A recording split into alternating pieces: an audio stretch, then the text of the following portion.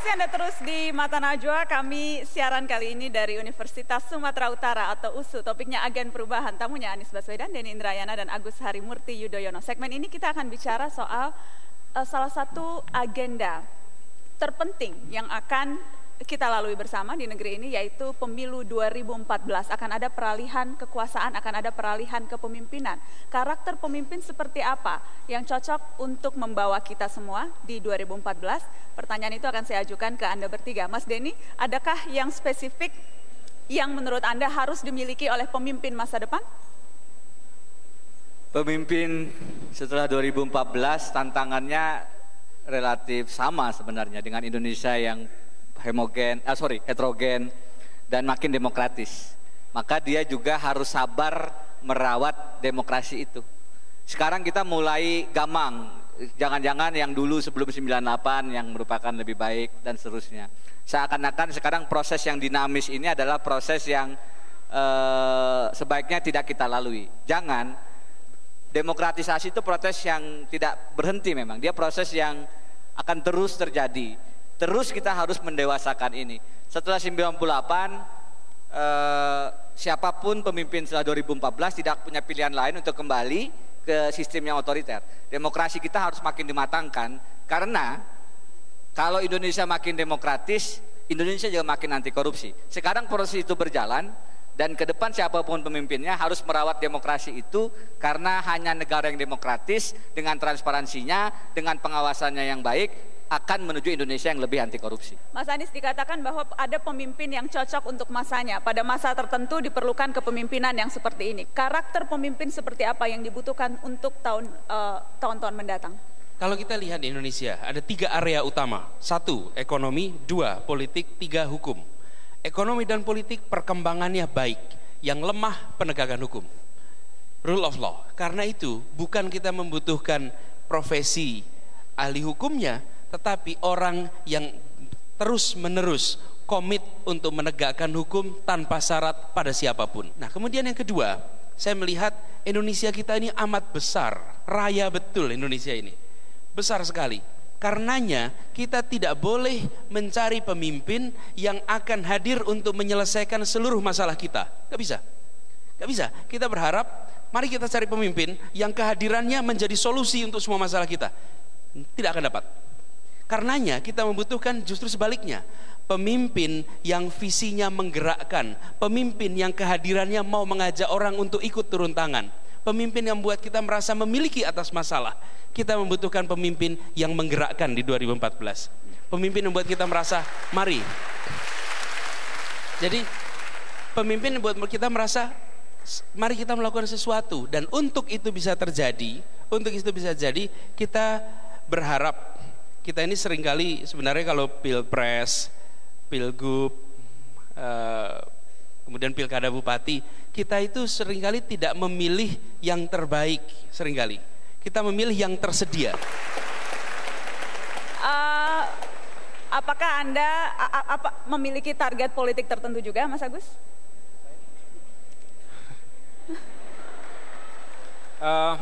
Kalau disebut-sebut bahwa saya seorang militer profesional, sehingga ya kan,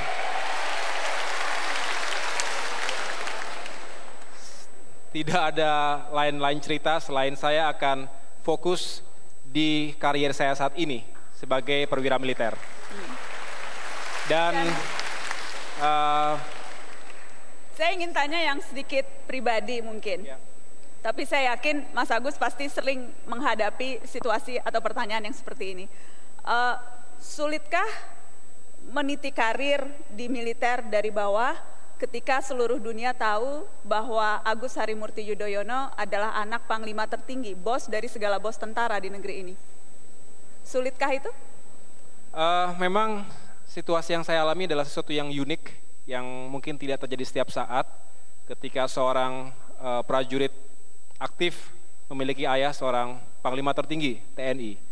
Tetapi saya tidak pernah bermimpi terlahir menjadi seorang anak presiden, sehingga saya juga merasakan perjalanan dari bawah. Saya terlahir dari seorang anak letnan 1, sehingga kehidupan militer yang cukup bersahaja, keprajuritan dan lain sebagainya, itu sangat akrab. Sehingga ketika memang ekspektasi orang tentu menjadi sangat tinggi, kadang-kadang cukup berat bagi saya pribadi, selalu dibanding-bandingkan, tetapi apa yang bisa saya lakukan adalah berupaya yang terbaik yang bisa saya lakukan sesuai dengan kemampuan saya. Dan targetnya tentu semua perwira menjadi jenderal berbintang ya? Kalau menjadi jenderal itu garisan Tuhan, kita hanya bisa bekerja dengan sebaik-baiknya. Saya sendiri tidak pernah menargetkan sesuatu yang terlalu jauh. Berpikir jauh boleh, tetapi one step at a time. Satu step. Pengadilan kita ini seperti sapi, di mana ekor sapi itu ditarik oleh penggugat, kemudian hidungnya ditarik oleh tergugat, dan akhirnya di tengah-tengah yang memeras susu adalah hakim dan pengacara. Begitu. Nama Anies Baswedan itu kerap masuk dalam survei. Ketika orang bicara siapa yang cocok, yang pantas memimpin negeri ini, nama capres Anies Baswedan selalu masuk. Apakah ada keinginan, ambisi itu seorang Anies Baswedan? Saya selalu mengatakan, saya membedakan antara ingin dan siap. Ingin dan siap. Hari ini banyak sekali yang ingin, tapi belum tentu siap. Lebih baik menjadi yang siap untuk menjalankan apa saja. Kalau gitu pertanyaannya begini, Mas Anies siap atau tidak? Loh, kan siap untuk apa saja gitu. Siap apa saja termasuk posisi tertinggi? Ini kalau bukan Nana nih. Saya bilang siap apa saja. Tetapi begini, kalau ada panggilan tugas apa saja, tak boleh ditolak. Betul nggak Mas Agus? Betul. Kalau ada panggilan tugas apa saja harus siap dijalani. Jadi mau di bawah, mau di tengah, mau di atas, siap untuk dijalani. Oke. Mas Denny sayang sekali harus meninggalkan acara lebih awal, karenanya saya ingin buka kesempatan kepada adik-adik untuk bertanya ke tiga narasumber, tapi spesifik nanti yang bertanya ke Mas Denny dulu, baru setelah itu ke yang lain karena masih ada waktu untuk yang lain. Ada yang ingin bertanya khusus ke Wakil Menteri Hukum dan HAM? Baik, terima kasih. Selamat sore untuk kita semuanya. Sebelumnya mari kita berikan salam kebersamaan kita. Horas! Ya, baik, terima kasih. Perkenalkan, nama saya Jeprianto Pesaragi. Saya berdiri di sini sebagai mahasiswa Fakultas Hukum Universitas Sumatera Utara. Baik, begini Pak, pada saat ini yang saya lihat di dalam tirus politika masalah-masalah terjadi, baik itu di legislatif, yudikatif maupun di eksekutif. Di legislatif kita melihat bahwa banyak sekali undang-undang yang dihasilkan itu akhirnya di judicial review dan dinyatakan oleh Mahkamah Konstitusi tidak bertentangan dengan konstitusi. Ya. Saya juga ingin bertanya bahwasanya pada saat ini banyak sekali perilaku-perilaku hakim, perilaku penegak hukum terutamanya itu yang sekarang tidak mencerminkan kode etik mereka begitu.